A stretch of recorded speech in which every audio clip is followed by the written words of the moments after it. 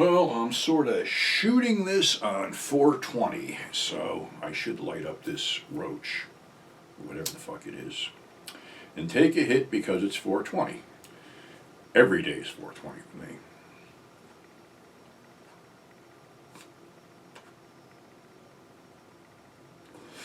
Notice lately, whenever I do this on camera, the fucking thing won't stay lit for some reason.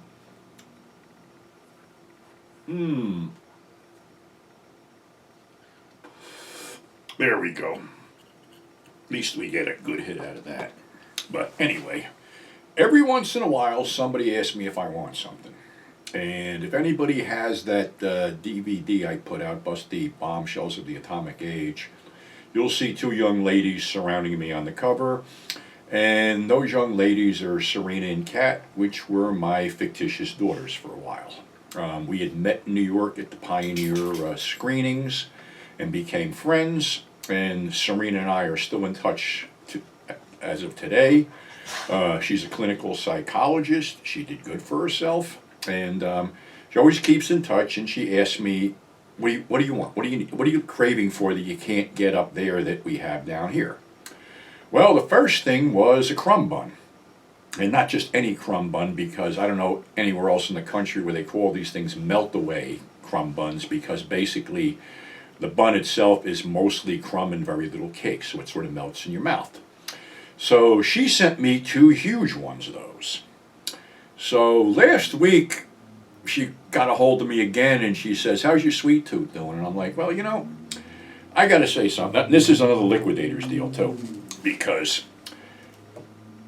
it wasn't all hearts and flowers, and it wasn't a great fucking paying gig, and as a result, I was limited to my expenses as far as food and outlay goes, because I was staying in an illegal apartment on the border of Jersey, New York. It was costing me $80-something a month to take a bus into there. I didn't take the subway, I would walk, so lunch was sort of non-existent. But for breakfast, I would go to this coffee truck on the corner of 27th and 8th and buy a very large coffee and a saucer plate-sized Danish full of, I guess, almond paste or marzipan, I guess they call it, and raisins and nuts. And it was fucking good. And that sucker would keep me going all day. And of course, I drank an inordinate amount of coffee too, which probably wasn't the brightest thing to do back then, but I did it anyway. So anyway, I mentioned this whole thing to Serena. Well, 2 days ago, lo and behold, I get this in the mail. Racine Danish from Kringles. And my girl Lorena, who lives out there, says, that's our food, that's our people's food. And let me tell you something. This motherfucker was huge. And it was good. It was really, really fucking good. And I finished it off in like 3 days, and I'm probably diabetic by now. But, you know, it's just the little things in life, you know, the things that you sort of miss, because another thing you don't have up here is Taylor ham, which was big in New York and New Jersey, but whatever. But anyway, I thank her humbly for that. She's really good people. You know, like I said, I stay in touch with a lot of people from the old days, and, you know, we had a lot of, actually, her and Kat were my last adventures in New York with those two. They were crazy. You know, we used to go to screenings and stuff like that, and they were eager to learn the business. And, you know, like I said, Serena's a clinical psychologist now, so it all turned out good. But let's go to the bad shit now. Bad fucking movies. Real bad movies. I always wondered why a film called Joshua with Fred the Hammer Williamson was always on dollar store DVD double features. I had never watched the film, but being that I had just done the two Bleeper Charlies and Boss Bleeper, I figured, hey, why not? Because this thing was also written by Fred and directed by, I think it was the first movie director, Larry Spangler. Well, I should have put my expectations on hold, because this film is a total piece of shit. No offense, Fred. It opens up with this guy coming in back from town with a present for his mail-order bride and a letter for this black woman who is working for him at his ranch. And the black woman gets a letter from her son Joshua, who says he should be here within 3 days. Well, in the meantime, 5 scumbags ride up, and this idiot invites him for dinner, where they start fondling his wife. He objects, they shoot him, they shoot the black woman for no apparent reason, and take off with the wife. Of course, Joshua shows up and is given the bad news. Somehow this guy survived, and he is now going after them. In the meantime, they are taking turns raping the wife, and this is where it gets fucking weird, because the main bad guy does her, and then won't let anybody do her.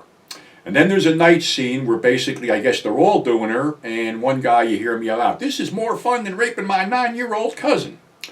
But another scene, she's just sitting with the gang like nothing's wrong, nothing happened. So anyway, they send one guy back to take care of the Black Rider. That's what they're calling him in this, the Black Rider. I guess at 1976, I guess the N-word had run its course in movies or whatever, but whatever the fuck was going on.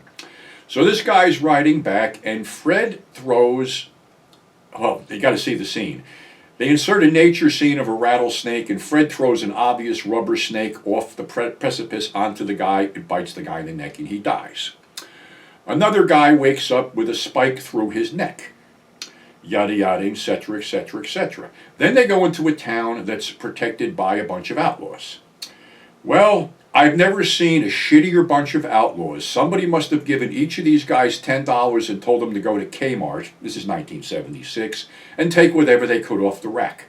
So their outlaw clothes are rather fucking bland and just, blue shirts, white shirts, whatever. They're not outlaws, they're assholes. And of course there's the obligatory fight between Fred and some white guy. And even the fight scene sucks. I mean, it just gets fucking worse and worse and worse. And Fred eventually wipes out the gang with a stick of dynamite, and the woman is one of the last people there yelling, "I'm not with them, I'm not with them." Well, you certainly did act like them, and there's one scene where we're all in a bar, which like somebody converted their rec room into a bar for this scene.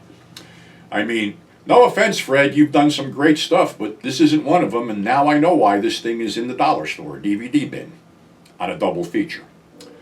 The other one I watched was an Umberto Lenzi film, which isn't an Umberto Lenzi film. It's Nightmare Beach, a.k.a. Welcome to Spring Break, 1989, starring John Saxon. This thing was filmed in Miami or Florida somewhere. And it winds up that actually Lenzi did not direct it. He wrote it. I guess there was some kind of, animosity on the set for whatever. He stayed on as a consultant, but this guy, Harry Kirkpatrick, directed it, and everybody thought Harry Kirkpatrick was a pseudonym for Lenzi. Well, it opens up with her executing a motorcycle gang leader for murder of a young girl. And all of a sudden, there's weird murders happening by electrocution and fire, and this guy's grave has been busted open, and they think he might have come back. So, it's a by the numbers, let's see how many people we can kill weirdly just using electricity and fire. It's not all that exciting. Saxon is in a throwaway role, as you think he's a killer, but he's not. The obvious killer is the ridiculous priest who has gone on a rampage to send sinners to hell by fire or electricity. I'm not a slasher film fan, I've said this before, but I just figured it's Lenzi, let me give this a shot, and it winds up that it's not Lenzi. So, be forewarned, this is not Umberto Lenzi. He's just a consultant on the film. He wrote it, but he's just a consultant. So, that's definitely not worth a look, but if you're a Lenzi completist or a slasher fan, you might like it. The whole thing, it's confusing, sometimes hard to follow, and like I said, a lot of it doesn't make sense. Especially the portable bike with some kind of huge battery cell on it, where the first victim is he fries some hitchhiker he picks up. So, honestly, 2 films you honestly should stay away from. But anyway, like I said, belated happy 420 for everyone. My thoughts are with the Necro Butcher, who basically shattered his hip over in Japan, tag teaming with Madman Pondo in a match for Big Japan Wrestling. I know Pondo is home. I don't know if Necro is home at all. They posted pictures of him in the hospital. I mean, they said he really messed up his hip, I mean, this guy was on death's door 2 years ago. I mean, literally, he was in hospice, and he recovered and went right back on the road as a deathmatch wrestler. So, more power to him, but I think his real name's Dylan Summers, and I think Dylan really got hurt this time, and, unfortunately, this may be it, but we can only, send him thoughts. The thoughts and prayers thing doesn't work. I mean, I hope he gets better soon. And from what I gather, he already beat a whole bunch of other shit like Hep C and a bunch of other shit, so he should be on the mend soon. So that's our show for today. Big shout out to the Fusebox Show and Grindhouse Releasing. And you guys stay safe. Thanks for subscribing. Thanks for tuning in. And we will catch you on the flip side.